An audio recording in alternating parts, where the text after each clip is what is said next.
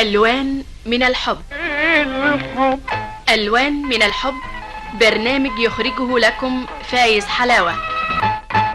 ها وايه كمان؟ ولا حاجة يا بابا، كده وبس. طب وبس ليه؟ مالكش نفس كمان تركب عربية؟ والله يا بابا مش وقته، بعدين يمكن. وليه مش وقته يا اخي؟ وليه بعدين؟ ما تخليك صريح في طلباتك. هو انت لا سمح الله بتطلب من حد غريب؟ ده انا ابوك يا سي حسن، واذا كنتش تطلب مني بعين وجباير يبقى هتطلب من مين بقى؟ والله يا بابا ده الكلام اللي احنا بنقوله. انتوا مين؟ لا يعني انا وثروت وجمالات وماما. يعني كلكم؟ ايوه يا بابا كلنا. والست والدتك كمان متفقه معاكم يعني بالصلاه على النبي كده بقيتوا كوبانيه؟ الله الله، ليه بقى الكلام ده يا بابا؟ هو احنا لا سمح الله متفقين عليك في حاجه بطاله؟ ولا تتفقوا يا اخي، وانا يهمني اللي يتفق على حاجه يكون يقدر عليها، تكون في ايده، لكن في جيب غيره يا اخي هو تبقى نجوم السما قرب له. الله، احنا مش خلاص اتفقنا يا بابا ولا هنرجع تاني في كلامنا؟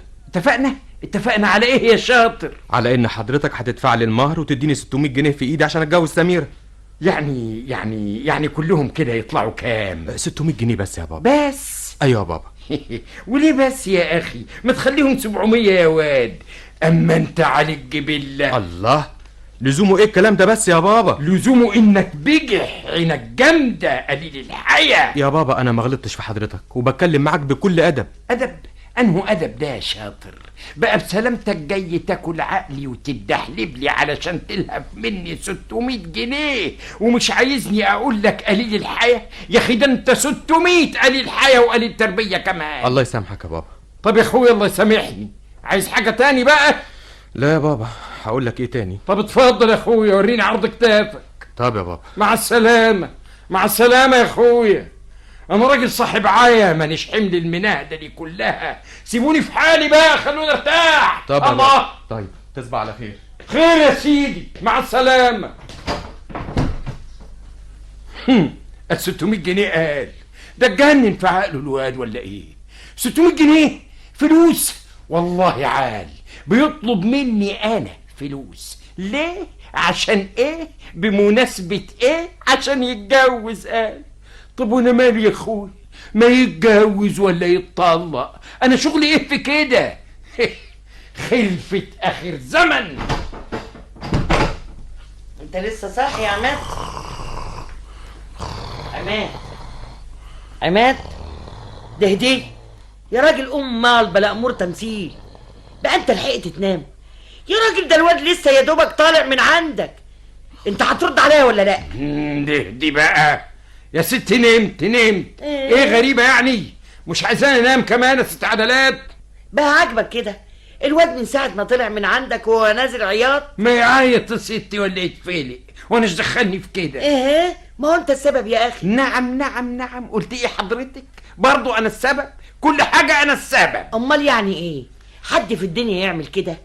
ده احنا ما صدقنا عطرنا له على عروسه بنت حلال ومؤدبه، تقوم تيجي انت تخلى بينا كده وتضيعها عليه. غريبه والله. ايه هي اللي غريبه؟ ليه المنطق بتاعكوا كده؟ عطرتوا عليه فين؟ مين في الدنيا قال كده؟ كل الناس على هذه الحال. يا سلام، تسمحي تقولي لي حضرتك مين بسلامته اللي قال هيتجوز؟ حسن ابنك. يعني مش انا؟ لا مش انت. يبقى خلاص. ايه هو اللي خلاص؟ اللي هيتجوز هو اللي يدفع الثمن. وانت ما تدفعلوش ليه؟ هو انا اللي هتجوزها؟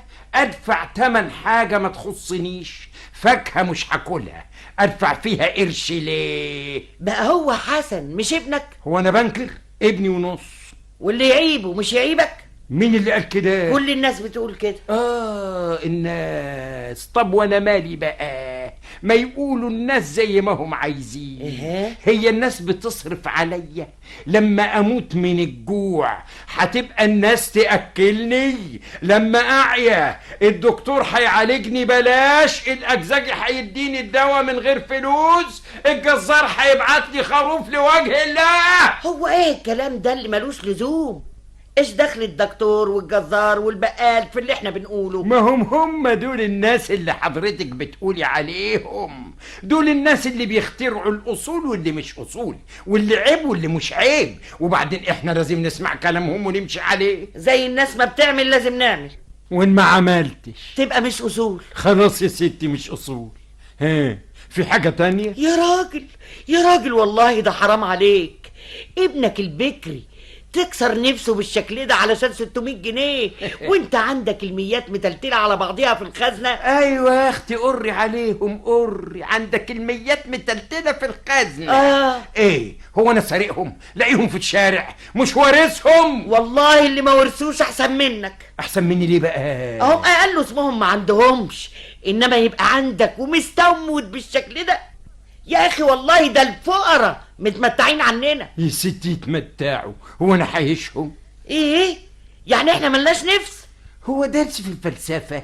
فلقت دماغي من الصبح في كلام فارغ، هي كلمة ونص. انت عايزة ايه؟ تدفع لابنك ال600 جنيه قبل العروسة ما تطير من ايده وبعدين ما يعوضهاش. وما يعوضهاش ليه يا اخت؟ لانها بتحبه وهو بيحبها. حب؟ والله يا عال، طب ما دام بيحبها وهي اخرى بتحبه، ما يتجوزوا بعض يا اخي. يا دي الليلة اللي مش فايتة، هما يا راجل هيتجوزوا بعض كده أرداحي من غير فلوس؟ وايه المانع؟ والله اسأل روحك. سائلها وعارفه الرد. يا راجل نشفت ريقي، حرام عليك. ما هو لو كنت فقير ما تحتكمش على حاجة كنا قلنا معلش، لكن تبقى الفلوس تحت ايدك بالكوم وتبخل على ابنك بالشكل ده. ابخل؟ انا دلوقتي ببخل؟ امال ايه يا شيخ؟ انا مش ممانع، انما بس الطلب يبقى في حدود المعقول، مش 600 جنيه. 600 جنيه يا عالم. بلاش ال600 دي اللي مش عاجباك. ها تحب تدفع له كام؟ اهو كده الكلام، ها؟ مش العبارة قافش. ايه هو انتوا دايما كده طلباتكم بالعصاية والسكينة؟ يا سيدي لا عصاية ولا سكينة ولا دبشة، اللي يطلع من ذمتك كام؟ ايوه هو كده التفاهم. كام؟ خلصني. ليه دي ما تطولي بالك عليا؟ امال انت مالك كده؟ مش مدياني فرصة اخد نفسي. اللهم طولك يا روح. اتفضل يا سيدي ارتاح على مهلك وخد نفسك زي ما انت عايز.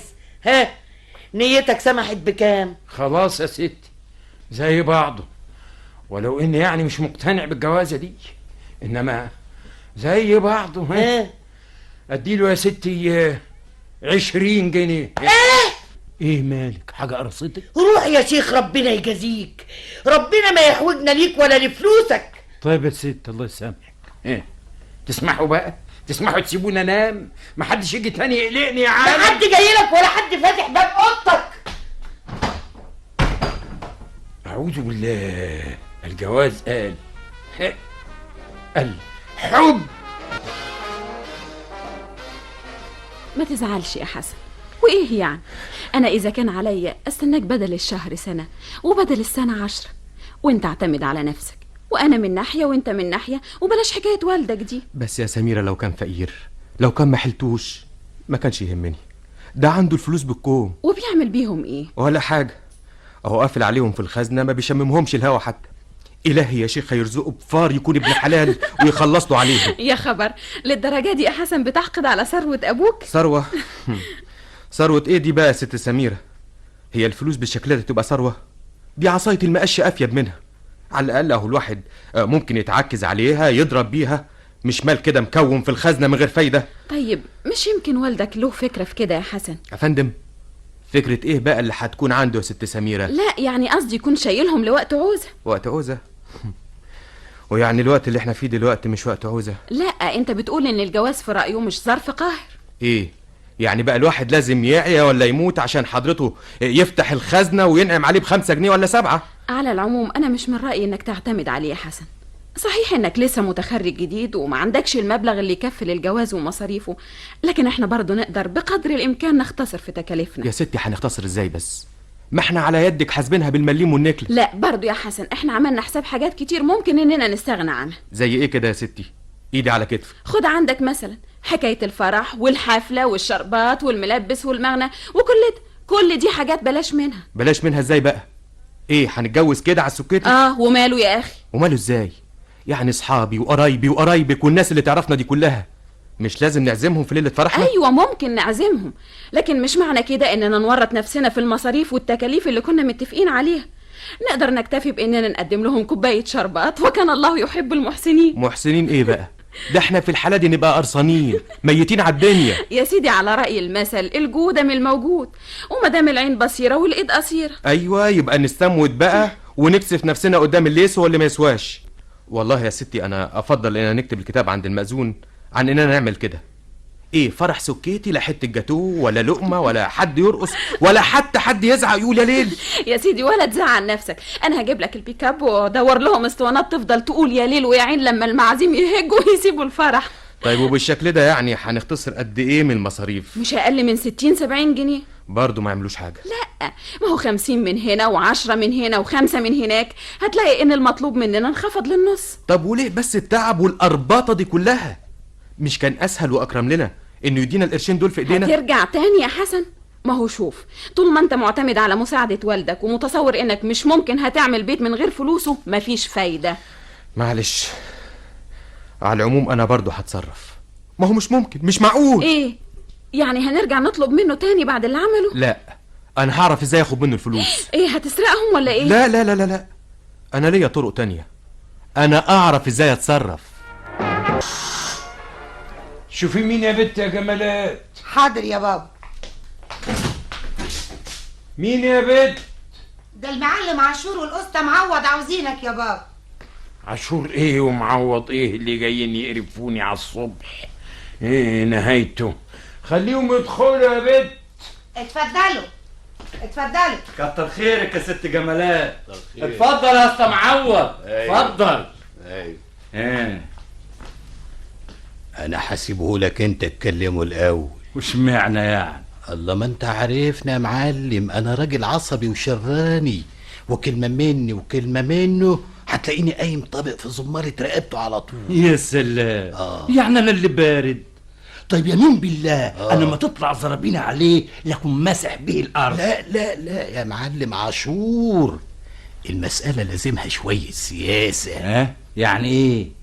يعني احنا اتنين، واحد يشد واحد يرخي، واحد يكيل له والتاني ايه؟ مش شغلي.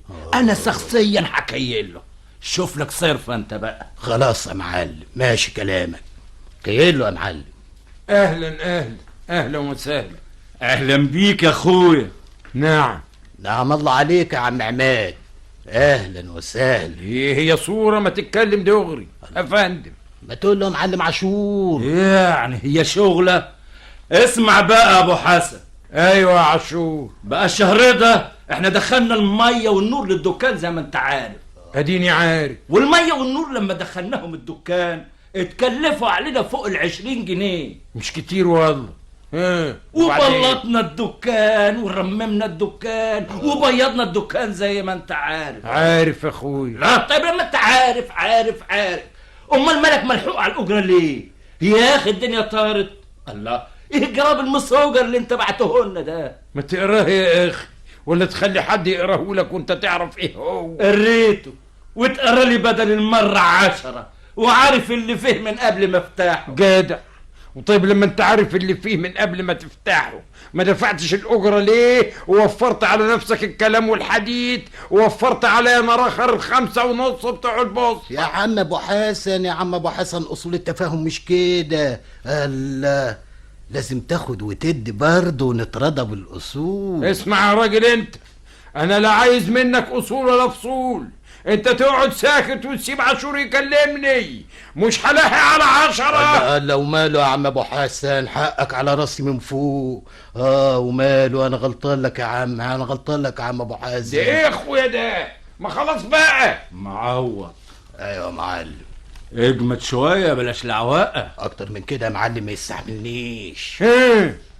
وعايز ايه بقى يا سي عاشور؟ ما هو شوف اما اقول لك، انا مش جاي استجدى منك، انا جاي اطلب حقي زي ما انت عارف وزي ما انت بعت لي جواب تطلب حقك. حقك؟ انت ليك عندي ايه؟ الدكان مش عندك؟ امال يعني خدتها على كتفي وجريت؟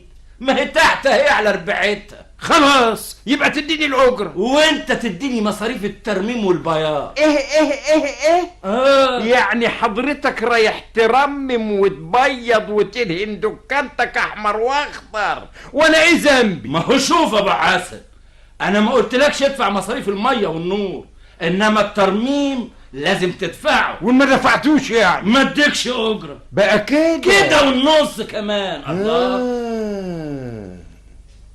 والترميمات دي بقى كده تطلع لها كام ان شاء الله؟ 13 جنيه ونص. و4 ساغ. بلاش الفكه يا معود، خليها عليا انا بزياده شويه. يا سلام، وجاي على روحك كده ليه يا اخي؟ ما تخليها عليا اخرى بالمره. الله الله الله الله، احنا هنتريق ولا ايه يا ابو حسن؟ هو انا يا اخي بفتري عليك؟ ما تقوم نتمشى لحد الدكان تحت تشوف البياض كان واقع ازاي. يا راجل يا راجل، والله دي الدكانه كانت هتاخد الشقه بتاعتكم وتنزل. بس يا راجل انت ما تفولش على البيت بألفاظك اللي تنحس دي. اسكت انت يا معود. حاضر سكت. استغفر الله العظيم. يعني لازم يا عاشور ندخل مع بعض في محاكم وقضايا ومحاميين ونغرم جنب الجنيه جنيه واتنين وتلاتة وعشرة، والايد اللي تقطعها المحكمة ما توجع. يا ساتر يا رب يا ساتر. طب اسمع يا عاشور، قول. انا اسيب لك من الاجرة 3 جنيه ونص. ايه؟ وانت بقى تتحمل الباقي يا اخي. والله العظيم ده انا كنت اجيب الاسطى سيد يرممها بالاسمنت والرمل ويرشها بالجير كمان ب30 ساعة. يا سلام، 30 قرش يا اخي. والله ده لما يكون هيرشها بالمية تتكلف ازيد من 30 قرش. الغرض سلام عليكم. الله الله الله الله الله، وده اسمه كلام ده يا عاشور؟ ايه هتقعد تعيد وتزيد ونسيب اشغالنا واكل عيشنا؟ الله ما تتفاهم معاهم مال يا معلم عاشور. ما هو مش عايز يتفاهم اصلا معود. الله يا سيدي الراجل برضه مننا وعلينا وهو ملوش بركه الا احنا. يا اخي الراجل ده مش عارف ليه كلامه ما بيجيش على معدتي. ملوش بركة الا احنا، ملناش بركة الا هو. ايه يا اخويا الكلام ده؟ يو بقى، يعني لا عاجبين البايع ولا الشاري. خلاص يا سيدي، يلا معلم عاشور مشي شغلك انت مع المحامي واعملها قضيه. يا راجل انت، يا راجل يا اللي اسمك معوض.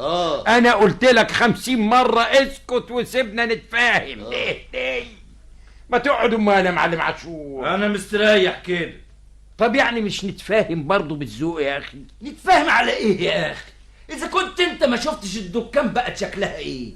انت قاعد هنا لا بتنزل ولا بتطلع ولا شفت الدكان ولا شفت اللي جرى فيها. مش تنزل معايا اوريك اللي اتعمل فيها والمصاريف اللي اتكلفتها؟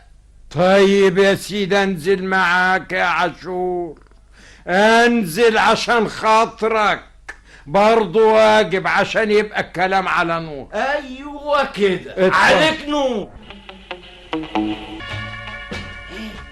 عملت اللي اتفقنا عليه يا حسن؟ كله تمام يا ماما. بس ادخل نام في السرير زي ما كنت ولا كأن حاجة حصلت. عيب يا ماما. الله جمالات، اوعي تجيبي سيرة لابوكي. ده انا ما صدقت. هو كان حد يصدق ان بابا هيسيب الأوضة وينزل تحت؟ الله يستر المعلم عاشور، هو اللي خلاه يتعتع من اوضته بعد 3 سنين. ماما ايه يا حسن؟ على المطبخ على المطبخ. ايه ابوك رجع؟ على السلم. ايه يا سلام، يوم الخميس الجاي اكون قاعد في الكوشة مع سميرة.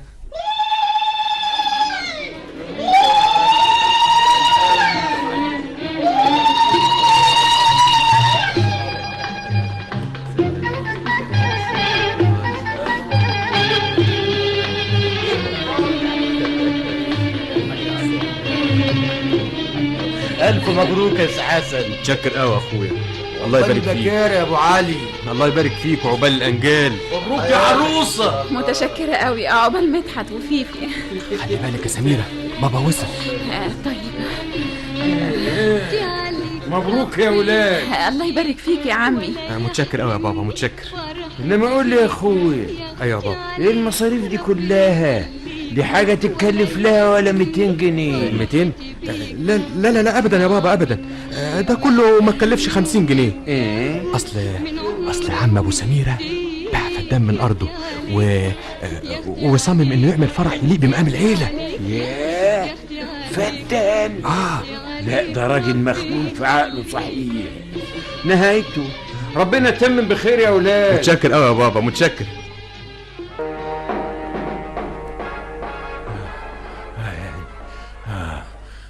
يعني يا عدلات، عدلات. ايوه يا عماد. ايه عايز حاجه؟ هاتيلي كوباية مية عشان اخد الدواء. حاضر. يعني بقى كده العيال يركب على نفسي وبعدين اموت واسيب الثروة الكبيرة دي كلها للولاد يفرتكوا فيها. لو اقدر اشم نفسي واقوم على رجليا كنت اتصرف في الفلوس دي كلها على داير مليين اتمتع بيها، ما خليهاش لحد غيري يتمتع بيها. الميه يا عماد. ايوه هاتي.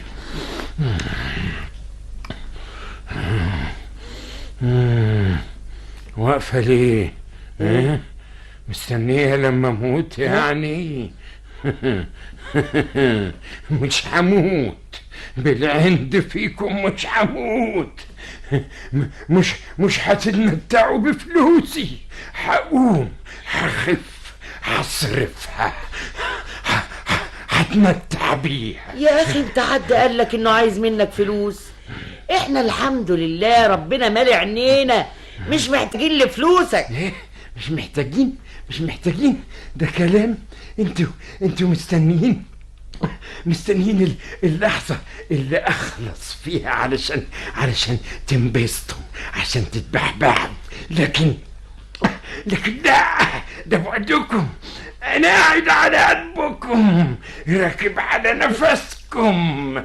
مش حطوله مليون واحد من فلوسي. يا سيدي ربنا يشفيك ويحييك 100 سنة. 100 سنة بس. انا هعيش 200 300 1000 هصرف فلوسي على حياة عيني، هتمتع بيها، هتجوز واحدة تانية بنت صغيرة مقطقطة، هصرف عليها، هفسحها، هصرف كل مليم. وده بينه اتجنن. عن اذنك معاكي. مع السلامة.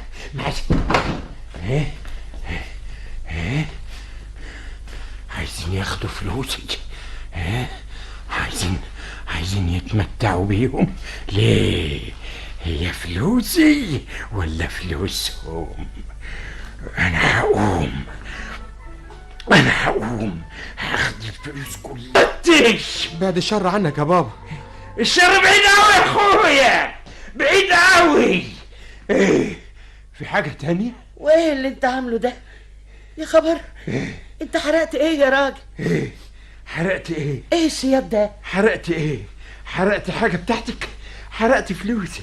فلوسك؟ انا. فلوسك؟ أيوة. حرقتها؟ ايوه فلوسي كلها خلاص راحت، الخزنة كلها اتحرقت. عندك مانع؟ ليه كده يا راجل؟ حرام عليك. حرام؟ مش احسن ما تتمتعوا بيها؟ فلوسي وحرقتها، حد له حاجة عندك؟ خلاص يا ماما خلاص، مالكيش دعوة بيه. ايه زعلان يا سي حسن؟ زعلان عشان ما اديتهم لكش تتفنجر بيهم وتعمل انا لا ابدا يا بابا، بالعكس انا مبسوط جدا ومرتاح اللي انت ارتحت. طيب يا سيدي الله يبسطك يا اخويا.